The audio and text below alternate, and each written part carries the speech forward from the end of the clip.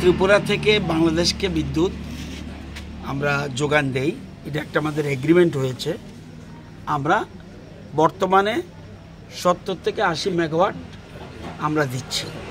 আমরা যদিও আরও বেশি দেওয়ার কথা, কখনো এটা 20% প্লাস 20% মাইনাস হতে পারে। তো প্রয়োজন মতে আমরা বেশিও দিই, প্রয়োজন মতো একটু কমে।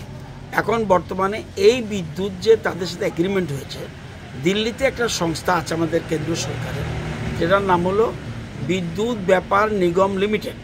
তাদের মাধ্যমেই সব কিছু বাংলাদেশের সাথে, দুই দেশের কাজে কোনো ব্যক্তি, একটা রাজ্য ডাইরেক্ট অন্যদের সাথে বাণিজ্যের কথা বলতে পারে না।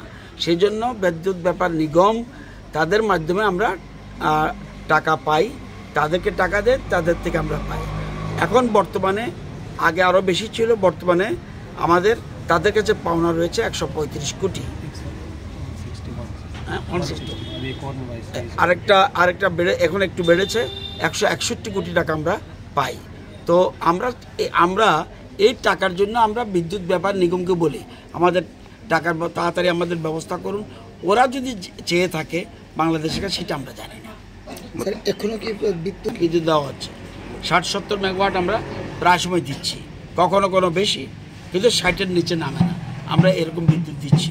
এটা আমাদের যেহেতু এগ্রিমেন্ট, আমাদের বন্ধু রাষ্ট্র, আমাদের প্রতিবেশী রাষ্ট্র, এটা বর্তমানে ওখানের যারা মৌলবাদী সংগঠন ওরা চালাচ্ছে, এটা আলাদা বিষয়, কিন্তু দুদেশের মতো একটা চুক্তির ফলেই বিদ্যুৎ আমরা দিচ্ছি।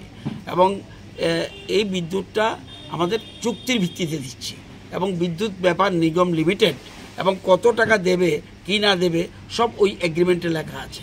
এখন ছিল 135 কোটি, এখন এটা বেড়ে হয়েছে 161 কোটি। Thank you. বিষয় এখানে কিন্তু উল্লেখ করা আছে, উন্মোচন হোক, যতই এখানে ওয়ার্কশপ করা হোক, ট্রেনিং করা হোক, নিজেরা যদি সচেতন না থাকে যে সেটা সবার মধ্যে নিয়মে পরিণত হবে, এই দুর্ঘটনা রোধ করা সম্ভব না। আপনাদের জন্য এবার টিপিডিএ সেফটি ম্যানুয়াল উন্মোচন হয়ে আমাদের বিশিষ্ট অতিথিবর্গের সেটা কিন্তু সবসময় মাথার মধ্যে থাকবে।